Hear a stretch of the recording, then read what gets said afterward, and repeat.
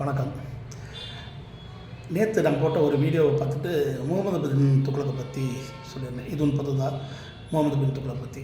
அப்போ ஒரு நண்பர் கேட்டார் என்கிட்ட, என்ன முகமது பின் துக்ளக் அவ்வளவு கடுமையான தண்டனைகள்லாம் கொடுத்தாங்களா அப்படின்ட்டு. சரித்திரத்தில் பார்த்திங்கன்னா பல கடுமையான தண்டனைகள் இருக்குது. ஒரு தடவை என்ன பண்ணாராம், இவர் முகமது பின் துக்ளக்குடைய தலைமை அமைச்சர் ஒரு திருடனை என்ன பண்ணாங்கன்னா, வழிப்பறிப்பு திருடனை பிடிச்சிட்டு விசாரணை பண்ணும்போது தலைமை அமைச்சர் சொன்னாராம் முகமது பின் துக்ளக்கிட்ட, இவனுடைய வலது கையை வெட்டிடுவோம், அந்த தண்டனை இது அதெல்லாம் ஒரு நல்ல தண்டனைன்னு. இப்போ சொன்னாரேன், அப்படி ஒன்றும் பெரிய தண்டனையாக தெரியலையே அப்படின்ட்டு. என்ன கையை வெட்டுறது சாதாரண விஷயம் இல்லையே அப்படின்னு சொன்னாராம் தலைமை அமைச்சர்.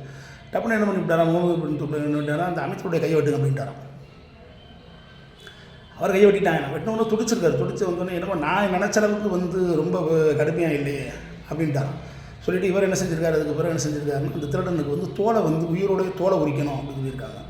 உலகத்தில் பார்த்தீங்கன்னா யானைக்கு பன்னிக்கு மனுஷனுக்குலாம் என்ன செய்ய முடியாதுன்னா தோலை உரிக்க முடியாது. என்ன செஞ்சுருக்காங்க அப்படின்னு சொன்னால், ஆட்டை உரித்து அந்த ஆட்டு தோலை பார்த்தீங்கன்னா உப்பு சேர்த்து இவன் உடம்புல அந்த திருடனுடைய உடம்புல பார்த்தீங்கன்னா இறுக்கமாக கட்டி வெயிலில் தூக்கி போட்டுருவாங்க. வெயிலில் தூக்கி போட்டு அதுக்கு பிறகு ஒரு நாள் 2 நாள் கழித்து அந்த தோலை உருவும் போது என்ன செய்யுமா பார்த்தீங்கன்னா இவனுடைய உடம்புல உள்ள தோலை சேர்ந்து பிச்சுக்கிட்டு வரும்.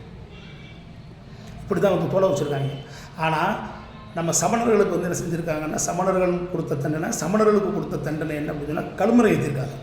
எனக்கு தெரிஞ்சு இந்தியாவில் பெரிய கொடூரமான ஒரு தண்டனை அப்படின்னு சொல்லி சொன்னால் பார்த்தீங்கன்னா கழுமறை ஏற்றுறது தான். கழுமறை ஏற்றுறது அப்படின்னு சொல்லி சொன்னால் என்ன செய்கிறதுனா, பணச்சட்டங்கள் கூர்மையான பணச்சட்டங்களை உருவாக்கி அதில் என்ன செய்கிறதுனா பார்த்தீங்கன்னா நல்லா வலிச்சு பலவளம் என்னென்னா அதை தேய்ச்சி வலிச்சு விட்டு அது மேலே என்ன செஞ்சுருவாங்கன்னா விளக்கெண்ணெய் ஊற்றிடுவாங்க. விளக்கெண்ணெய் ஊற்றி நல்லா தடவி இந்த தப்பு பண்ண இந்த தவறு செய்யணும் இல்லாட்டி அதிகபட்சமாக இவங்களுக்கு சமணர்களுக்கு இந்த தண்டனை கொடுத்துருக்காங்க. இந்த சமணர்களை என்ன செய்வாங்க, அப்படி தூக்கி இந்த ஆசன வாயை பிரிச்சுக்கிட்டு என்ன செஞ்சிருவாங்க, அந்த இதில் தூக்கி வச்சுருவாங்க. அந்த கழுமரத்துடைய கூரிய நுனியில் வச்சுருவானா. வச்ச உடனே என்ன செய்யுமா, அது கொஞ்சம் கொஞ்சமாக அவனுடைய உடல் எடைக்கு தகுந்த மாதிரி கொஞ்சம் கொஞ்சமாக இறங்கி இந்த தொண்டைக்குழியில் என்ன செய்வாங்க, குத்தி வெளியில் வருமா. இவ்வளோ பெரிய கொடூரமான தண்டனை, இதை காரணமாக பெரிய தண்டனை இருந்திருக்க போது சொல்லுங்கள். நன்றி, வணக்கம்.